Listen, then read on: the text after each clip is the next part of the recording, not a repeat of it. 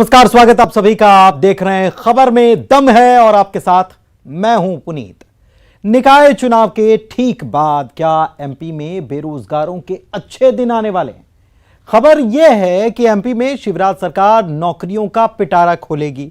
निजी और सरकारी भर्तियों में 1 लाख से ज्यादा पदों की भर्ती के लिए क्या है शिवराज सरकार की तैयारी? आइए देखते हैं खबर में दम है।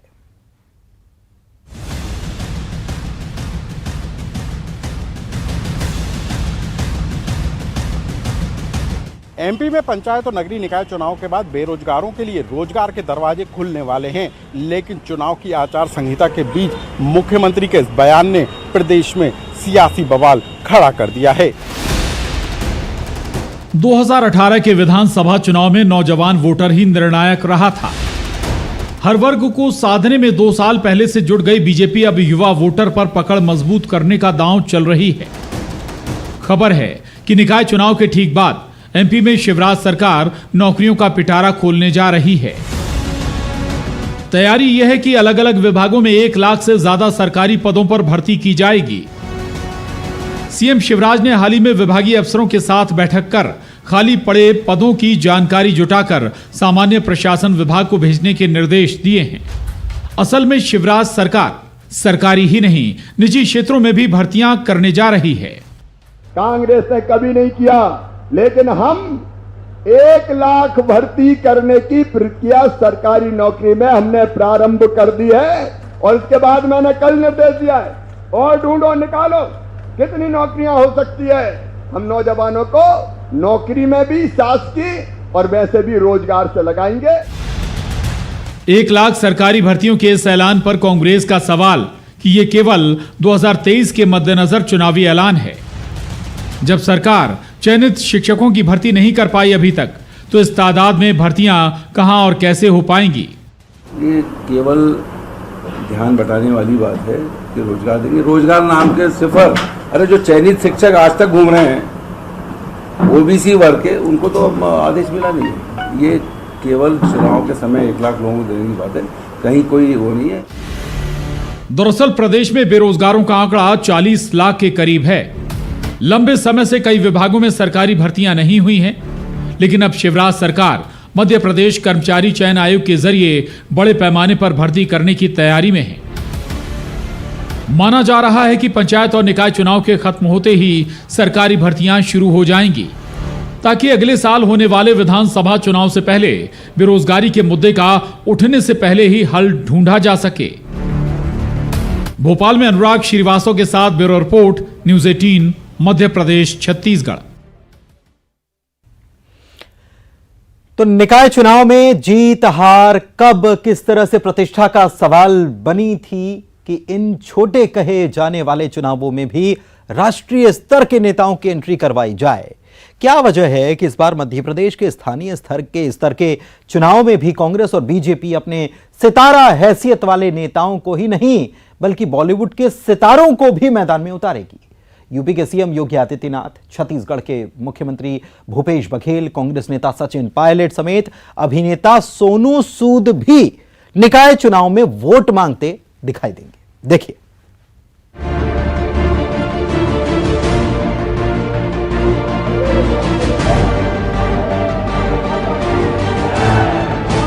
मध्य प्रदेश में हो रहे नगरीय निकाय चुनाव में आपको यूपी के सीएम योगी आदित्यनाथ बीजेपी के लिए, तो वहीं कांग्रेस के लिए राजस्थान सरकार के मंत्री सचिन पायलट वोट मांगते नजर आएंगे। दरअसल मध्य प्रदेश में हो रहे नगरीय निकाय चुनाव को 2023 के विधानसभा चुनाव से पहले का सेमीफाइनल माना जा रहा है, और यही वजह है कि दोनों ही पार्टियां इस चुनाव में अपना पूरा दम लगा रही हैं। अमूमन चुनाव प्रचार में जो तस्वीर विधानसभा चुनाव के दौरान दिखाई देती है, वो इस बार निकाय चुनाव में नजर आएगी। संभव है कि इन छोटे कहे जाने वाले चुनाव में यह पहली बार हो कि कांग्रेस से लेकर बीजेपी तक राजनीतिक दलों के राष्ट्रीय नेता ही नहीं, दूसरे राज्यों के मुख्यमंत्री भी एमपी के निकाय चुनाव में मोर्चा संभालें। दोनों ही दलों ने इसके लिए स्टार प्रचारकों की सूची तैयार कर ली है। जानकारी यह भी मिली है कि बीजेपी से चुनाव के आखिरी चरण में यूपी के सीएम योगी आदित्यनाथ प्रचार के मैदान में उतरेंगे और प्रमुख शहरों में जनसभाएं लेंगे।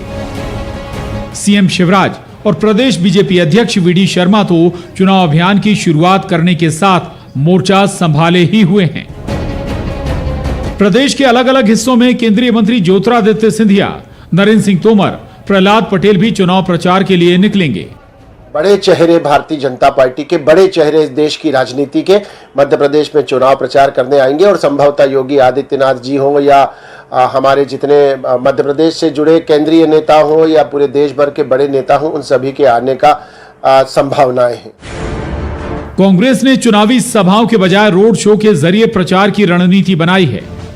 पार्टी के जमीनी नेता अलग अलग समाजों के साथ बैठक करेंगे और प्रचार के आखिरी दौर में दिग्गजों को मैदान में उतारा जाएगा, जिसमें कांग्रेस नेता सचिन पायलट समेत फिल्म अभिनेता सोनू सूद भी इंदौर में कांग्रेस उम्मीदवार संजय शुक्ला के समर्थन में प्रचार के लिए आ सकते हैं।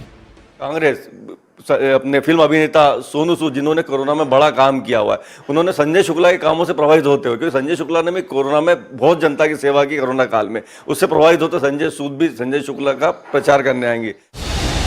इन निकाय चुनाव में जीत हार का असर 2023 तक रहने वाला है।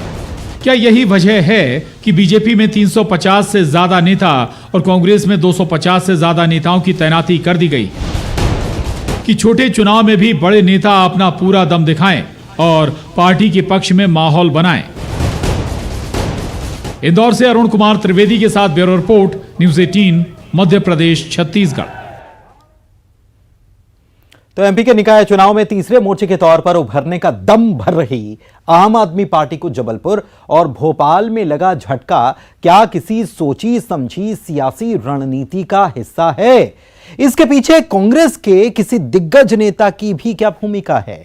केजरीवाल तक उम्मीदवार की कुंडली पहुंचाई आखिर किसने? और ऐन वक्त पर जबलपुर में मेयर पद के उम्मीदवार को बी फॉर्म नहीं पहुंच पाना क्या चूक थी या कोई चाल? निकाय चुनाव में नामांकन के बाद जबलपुर में खुली आम आदमी पार्टी के भीतर मचे सियासी घमासान की परतें, आखिर माजरा है क्या? आइए तलाशते हैं इस रिपोर्ट के जरिए। नगरीय निकाय चुनाव में मध्य प्रदेश में अपनी जमीन तराशती आम आदमी पार्टी को कम से कम इस नगरीय निकाय चुनाव में एक बड़ा झटका लगा। भोपाल से जहां महापौर उम्मीदवार ने अपना नामांकन फॉर्म वापस ले लिया, वहीं जबलपुर में जिस उम्मीदवार को आम आदमी पार्टी ने प्रत्याशी घोषित किया था, उसे बी फॉर्म ही नहीं दिया।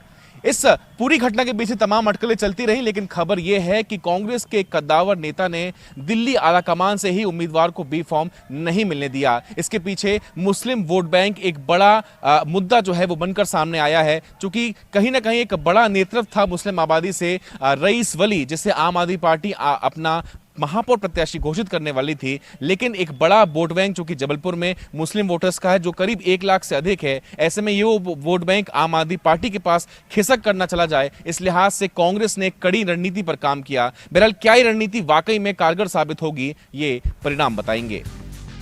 एमपी के निकाय चुनाव में तीसरे मोर्चे के तौर पर उभरने का दम भर रही आम आदमी पार्टी को जबलपुर और भोपाल में लगा झटका क्या किसी सोची समझी सियासी रणनीति का हिस्सा है? इसके पीछे कांग्रेस के किसी दिग्गज नेता की भूमिका है? केजरीवाल तक उम्मीदवार की कुंडली पहुंचाई किसने? ऐन वक्त पर जबलपुर में मेयर पद के उम्मीदवार को बी फॉर्म नहीं पहुंच पाना चूक थी या चाल? निकाय चुनाव में नामांकन के बाद जबलपुर में खुली आम आदमी पार्टी के भीतर मचे सियासी घमासान की परतें, माजरा क्या है आखिर? जबलपुर के नगर निगम चुनाव में आम आदमी पार्टी ने रईस वली को अपना उम्मीदवार बनाया, लेकिन मेयर प्रत्याशी को बी फॉर्म नहीं दिया गया।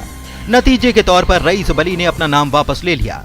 सियासत में कहानी खत्म हो जाने के बाद शुरू होती है, तो यहाँ भी मामला उतना आसान नहीं जितना दिखाई दे रहा है। बताया ये जा रहा है कि ऐन वक्त पर आप उम्मीदवार का नाम कटाने के पीछे कांग्रेस की भी भूमिका है।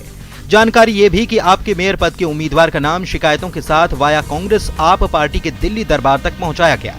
अब सियासी दंगल में कांग्रेस कटघरे में है। 8 और 9 नंबर का फॉर्म उनका नहीं आया। आम आदमी पार्टी के जो राष्ट्रीय सह अध्यक्ष हैं, उन्होंने होल्ड कर दिया था टिकट। कुछ लोगों ने, यहाँ के कांग्रेसी लोगों ने दिल्ली में पुरानी शिकायतों को लेकर बैठा था। बीजेपी ने इसे जोड़ तोड़ की सियासत कहा और आरोप लगाया कि ये वही सियासी दल करते हैं जिन्हें अपनी जीत का यकीन नहीं होता। देखिए, जातिगत और जोड़ तोड़ की राजनीति कांग्रेस करती है। ये सुनिश्चित हो जाता है कि कांग्रेस हार की राह पर है, और ऐसी जोड़ तोड़ वही दल कर सकता है जिसको जीत के बारे में आश्वस्त न हो जो दल। इसलिए कांग्रेस से मैं तो मानता हूं कि आप और कांग्रेस में बहुत ज़्यादा अंतर नहीं, दोनों एक ही राह पर हैं। और इसलिए भारतीय जनता पार्टी एक मजबूत संगठन है। उधर कांग्रेस की दलील है कि उसकी राजनीति अपनी लकीर खींचने की है। किसी की लकीर काटकर पार्टी को आगे बढ़ाने में पार्टी यकीन नहीं रखती। हम लोग अपनी भाग्य रेखा हर समय बड़ी करने का काम करते हैं, कोशिश करते हैं, ऐसी सेवा भावना से काम करते हैं, सेवा करते हैं, जिससे कि हमारी भाग्य रेखा बढ़े। अब आम आदमी पार्टी का प्रत्याशी कौन आया, क्यों नहीं आया, क्यों निरस्त हुआ, इसकी हमारे को इस बात से बहुत ज़्यादा तकल्लुफ़ नहीं, इस बात से कोई लेना देना नहीं है। जबलपुर में सियासी जानकार ये मान रहे हैं कि आम आदमी पार्टी के प्रत्याशी रईस वली का नाम वापस लेने का फायदा कांग्रेस को मिल सकता है और अल्पसंख्यकों का बड़ा वोट बैंक कांग्रेस के साथ जाएगा, बशर्ते ऐन मौके पर बीजेपी बाजी पलटता कोई दांव न चलते। जबलपुर में प्रतीक मोहन अवस्थी के साथ bureau report, news 18 Madhya Pradesh, Chhattisgarh. National Herald मामले की बात करते हैं, जिसमें राहुल गांधी से ईडी की पूछताछ के बाद जहां दिल्ली में सियासत गरमाई हुई थी, तो वहीं छत्तीसगढ़ में भी इसे लेकर जमकर राजनीति हुई। इस मामले में छत्तीसगढ़ में भी बीजेपी और कांग्रेस के नेताओं में घमासान मचा रहा। अगर यह कार्रवाई यूं ही जारी रही और आगे सोनिया गांधी से पूछताछ होती है, तो छत्तीसगढ़ में आने वाले समय में भी यह घमासान और तेज होगा। दिल्ली में ईडी का दफ्तर, राहुल गांधी से पूछताछ और छत्तीसगढ़ के नेताओं का दिल्ली दौरा। जी हां, पिछला एक सप्ताह छत्तीसगढ़ की सियासत में यही छाया रहा। एक तरफ ईडी राहुल गांधी से पूछताछ कर रही थी, वहीं छत्तीसगढ़ के तमाम कांग्रेस लीडर्स ये कोशिश कर रहे थे कि कैसे ज्यादा से ज्यादा कार्यकर्ता पदाधिकारी वहां पर पहुंचे और राहुल गांधी के साथ खड़े हो और ईडी की पूछताछ का विरोध करें। राहुल गांधी से हो रही प्रवर्तन निदेशालय की पूछताछ के विरोध में छत्तीसगढ़ के कांग्रेस नेताओं ने भी दिल्ली में जमकर ताकत दिखाई। इसके लिए छत्तीसगढ़ के सभी कांग्रेसी सांसद, विधायक और देश भर के पदाधिकारी कार्यकर्ता जंतर मंतर तो पहुंचे ही, वहीं ईडी के दफ्तर के सामने खूब ताकत झोंकी। मुख्यमंत्री भूपेश बघेल ने भी गिरफ्तारी दी। नेशनल हेराल्ड केस में प्रवर्तन निदेशालय राहुल गांधी से 13 जून से पूछताछ शुरू कर चुका था। इस पूछताछ की शुरुआत के साथ ही छत्तीसगढ़ में बीजेपी और कांग्रेस के बीच घमासान मचा हुआ है। कांग्रेस नेताओं के इस विरोध पर छत्तीसगढ़ के पूर्व मुख्यमंत्री रमन सिंह ने निशाना साधा। में ट्रांसफर होके ये पूरा का पूरा नेशनल हेराल्ड की 2000 करोड़ की संपत्ति अब सिर्फ सोनिया गांधी और राहुल गांधी, क्योंकि जीवित 2 ही सदस्य बच गए हैं यंग इंडिया के, जो एक राहुल गांधी हैं और सोनिया गांधी हैं। मोतीलाल वोरा जी और फर्नांडिस, इनके जो 12% के शेयर थे वो तो रहे नहीं। अब यदि इन सारे मामलों में ईडी को पूछताछ करना है तो किससे पूछताछ करेगा? वहीं कांग्रेस का कहना है कि केंद्र सरकार बदले की कार्रवाई के लिए ये सब कर रही थी। इस पूरे मामले पर सीएम भूपेश बघेल क्या कुछ कह रहे हैं, वो भी सुन लीजिए। कि वो 90 करोड़ रुपया लोन दिया गया, वो भी चेक से दिया गया है, उसमें कितने सवाल हो सकते हैं? 2, 4, 5, 10, 5 दिन तक के 55-60 घंटे तक पूछताछ। तो ये पूछेंगे ना, पेशेंस कहाँ से आता है? हमने पेशेंस बहुत है। देश की आज़ादी की लड़ाई हमारे पूर्वजों ने, पुरखों ने लड़ी, तब उनको ये भी पता नहीं था कि देश आज़ाद भी हो पाएगा, लेकिन पूरी अपनी जवानी कुर्बान कर दी। जाहिर तौर पर ईडी आने वाले समय में सोनिया गांधी से भी पूछताछ करेगी। ऐसे में छत्तीसगढ़ में आने वाले समय में भी ये घमासान जारी रहेगा। छत्तीसगढ़ में बीजेपी और कांग्रेस दोनों ही कोशिश कर रहे हैं कि इस मुद्दे पर कैसे रोज नई सियासी बिसात बिछाई जाए। हालांकि ईडी की पूछताछ पर सियासी घमासान छत्तीसगढ़ में अभी थमा नहीं है। कांग्रेस के नेताओं का कहना है कि आने वाले समय में इसे लेकर वो और प्रोटेस्ट करेंगे। देखना यह भी है कि अगर सोनिया गांधी से पूछताछ होती है तो यहां से कांग्रेस के नेताओं की रणनीति किस तरह से होती है। कैमरा पर्सन रोहित श्रीवास्तव के साथ ममता लांजेवाल, न्यूज़ 18 छत्तीसगढ़, रायपुर। तो छत्तीसगढ़ की राजनीति में इन दिनों फोन टैपिंग को लेकर भी सियासी संग्राम छिड़ा हुआ है। नेताओं और अधिकारियों की जासूसी को लेकर आरोप प्रत्यारोप का दौर जारी है और इस बीच प्रदेश के मुख्यमंत्री भूपेश बघेल के दिए बयान ने प्रदेश की राजनीति को ज्यादा गर्मा दिया है। ये रिपोर्ट देखिए। छत्तीसगढ़ की राजनीति में एक बार फिर से फोन टैपिंग और जासूसी का जिन्न बाहर निकल करके आया है, जिसके बाद बीजेपी और कांग्रेस के बीच रार छिड़ी हुई है। दोनों एक दूसरे पर संगीन आरोप लगा रहे हैं और इस बीच छत्तीसगढ़ की सियासत भी गर्मा गई है। फोन टैपिंग और जासूसी को लेकर चल रही तकरार छत्तीसगढ़ तक पहुंच चुकी है।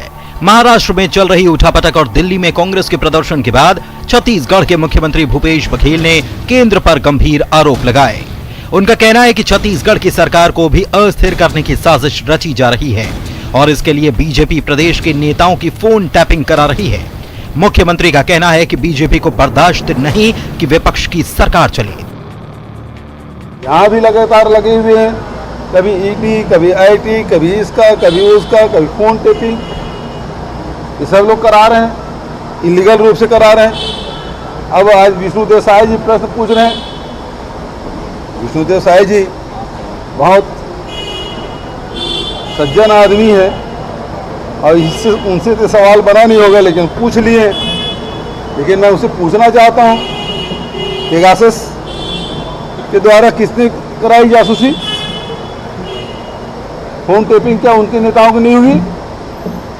वो बताए। विपक्षी के लोगों को भी हुआ, नौकरशाहों को भी हुआ और उनके नेताओं को भी हुआ।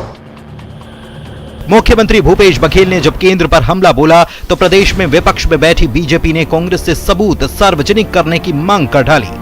धर्मलाल कौशिक ने कहा कि छत्तीसगढ़ में नेता अधिकारी नॉर्मल कॉल करने में डरते हैं और सभी को लगता है कि उनके फोन की टैपिंग की जा रही है। केंद्र सरकार पर इस तरह के आरोप बेबुनियाद हैं। ये बताया नहीं है कि किस कहे करके मुख्यमंत्री जी से मांग करते हैं कि उसको सार्वजनिक करें, क्योंकि छत्तीसगढ़ में हालात ये है, आप किसी से भी अधिकारी से बात करेंगे, नेता से बात करेंगे, सामान्य फोन में कोई बात करना नहीं चाहते, मुख्यमंत्री के डर के मारे कि यहाँ पर लगता है कि मुख्यमंत्री टैप करा रहे हैं। तो अधिकारी भी सहमे हुए हैं और राजनीतिक दल के लोग भी, तो शायद इस बात का इजहार वो केंद्र के ऊपर डालना चाहते हैं। मुझे ये बात समझ में नहीं आ रही है कि केंद्र को टैप कराने की आवश्यकता क्या है। छत्तीसगढ़ में आने वाला साल चुनावी है और चुनाव से पहले फोन टैपिंग और जासूसी के मुद्दे पर एक बार फिर से सियासी बवाल शुरू हो चुका है। अब देखना दिलचस्प होगा कि ये मुद्दा एक दो बयानबाजी से खत्म हो जाता है या फिर इसका सिलसिला यूं ही जारी रहेगा। वैसे ये पहला मौका नहीं है जब इस तरह के आरोप एक दूसरे पर बीजेपी और कांग्रेस ने लगाए हों। इससे पहले भी कई तरह के आरोप लगे हैं और आने वाला साल चुनावी है। ऐसे में इस तरह के आरोपों की बाढ़ सी आएगी और इन्हीं आरोपों को लेकर के तकरार भी होगी। देखना यह होगा कि आने वाले दिनों में इसका कितना असर प्रदेश की राजनीति में दिखाई देता है। कैमरा पर्सन इमरान कुरैशी के साथ देवव्रत भगत, न्यूज़ 18 रायपुर। और इसी के साथ खबर में दम है में आज के लिए बस इतना ही, लेकिन अगली कड़ी में फिर हाजिर होंगे कई उन खबरों को लेकर जो होती हैं हफ्ते की बड़ी खबरें और जिनमें होता है दम। तो फिलहाल मुझे दीजिए इजाजत। नमस्कार।